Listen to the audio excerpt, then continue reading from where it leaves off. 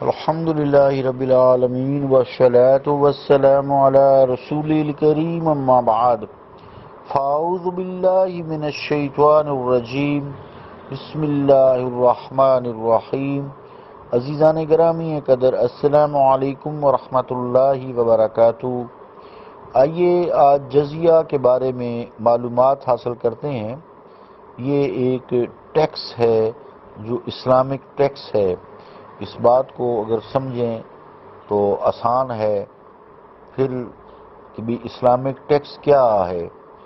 پھر انسان جو ہے ٹیکس سے بھاگتا نہیں ہے بشرطے کہ اسلامی ٹیکس شرعی طریقے سے لگایا جائے، ورنہ عموماً جو ٹیکس ہے ہمارے ملک میں یا اور جہاں جہاں انسانوں کا بس چلتا ہے وہ ٹیکس چوری کرتے ہیں۔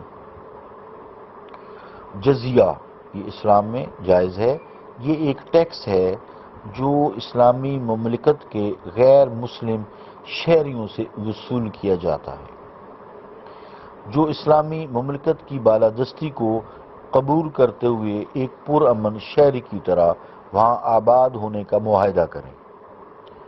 یعنی جو لوگ غیر مسلم ہیں، عیسائی ہوں، یہودیوں ہوں، ہندو ہوں یا کوئی بھی کافر ہوں، اگر وہ مسلمانوں کے ملک میں رہتے ہیں، پرامن رہنے کا معاہدہ کرتے ہیں کہ بھی کوئی ایسی مملکت اسلامیہ کے اگینسٹ کو بات، کوئی تحریک، کوئی دھرنا نہیں کریں گے، پرسکون رہیں گے، تو ان سے اسلامک گورنمنٹ جو ہے، اسلامی مملکت جو ہے ایک ٹیکس وصول کرتی ہے اس معاہدے کے عوض، اور ان کو سہولت دینے کے اور اپنے ملک میں رہائش رکھنے کے عوض۔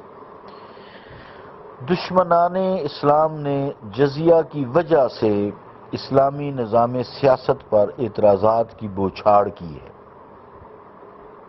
دشمنان اسلام نے اور اسلام کے بارے میں لوگوں کے ذہنوں میں غلط تصورات پیدا کرنے کی ناپاک کوشش کی ہے۔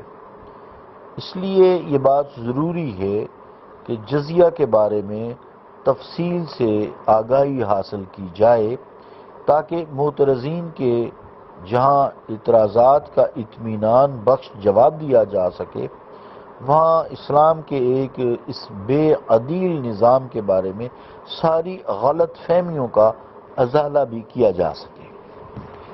عزیزان گرامی قدر، اسلامی مملکت کے باشندوں کو دو حصوں میں ہم تقسیم کر سکتے ہیں، مسلم رعایا اور دوسری غیر مسلم رعایا۔ ایک مسلمان اور دوسرے غیر مسلمان، جس میں ہر طرح کے غیر مسلمان شامل ہوں گے۔ پھر جو غیر مسلم رعایا ہے ان کی پھر آگے دو قسمیں ہیں۔ ایک قسم ان لوگوں کی ہے جنہوں نے جنگ کیے بغیر صلح کی اور صلح نامہ کے مطابق اسلامی مملکت کی شہریت قبول کر لی۔ دوسری قسم ان غیر مسلموں کی ہے جنہوں نے جنگ میں شکست کھانے کے بعد گھٹنے ٹیکے اور مملکت اسلامیہ میں پرامن شہری کی حیثیت سے سکونت پذیر ہو گئے۔ ان دو قسموں کو آسانی کے لیے ہم اہل ذمہ کے نام سے یاد کر سکتے ہیں۔ اہل ذمہ، انہوں نے ذمہ داری قبول کر لی، ہم نے ذمہ داری قبول کر لی ان کے لیے، بھی ہمارے مملکت میں رہیں گے پرامن شہری کی طرح۔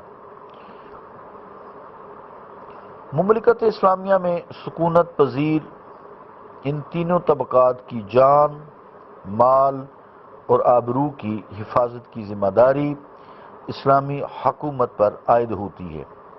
یہ جو آج کل شور شرابے اٹھتے رہتے ہیں نا، یہ ایسے ہی اٹھتے رہتے ہیں، پتہ ہی نہیں ہے، دین کا پتہ ہی نہیں ہے۔ یہ ذمہ داری صرف قول کی حد تک نہیں ہے بلکہ عملی طور پر ان سے عہدہ برا ہونا اسلامی مملکت کا دینی فریضہ ہے۔ مسلمانوں کے بارے میں حضور نبی کریم صلی اللہ تعالی علیہ وآلہ وسلم نے حجۃ الوداع کے موقع پر جو تاریخ ساز خطبہ ارشاد فرمایا تھا، اس کا میں ایک جملہ آپ کے سامنے آپ کے گوشے گزار کروں گا۔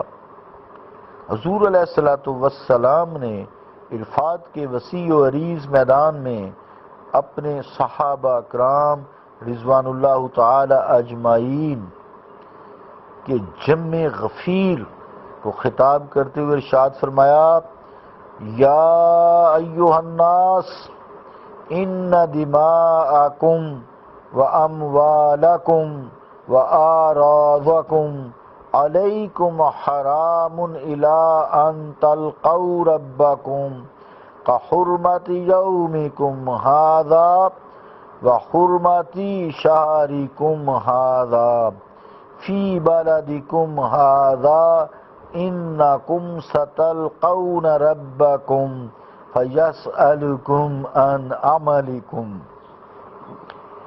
صحیح بخاری۔ آپ کی اس فرمان کا اور حدیث پاک کا کیا مطلب ہے؟ اے لوگو، تمہارے خون، تمہارے اموال، تمہاری عزتیں تم پر اسی طرح قابل احترام ہیں جس طرح یہ حرمت والا دن، یہ حرمت والا مہینہ تمہارے اس مقدس شہر میں لائق صد عزت و تکریم ہے، اور یہ حرمت عارضی نہیں بلکہ اس وقت تک برقرار رہے گی جب تم اپنے رب سے ملاقات کرو گے۔ بے شک تم اپنے رب سے ملاقات کرو گے اور وہ تم سے تمہارے اعمال کے بارے میں باز پرس کرے گا۔ تو عزیزان گرامی، قدر آگے رہی غیر مسلم رعایا، یہ تو مسلم رعایا کے لیے حکم آ گیا نا،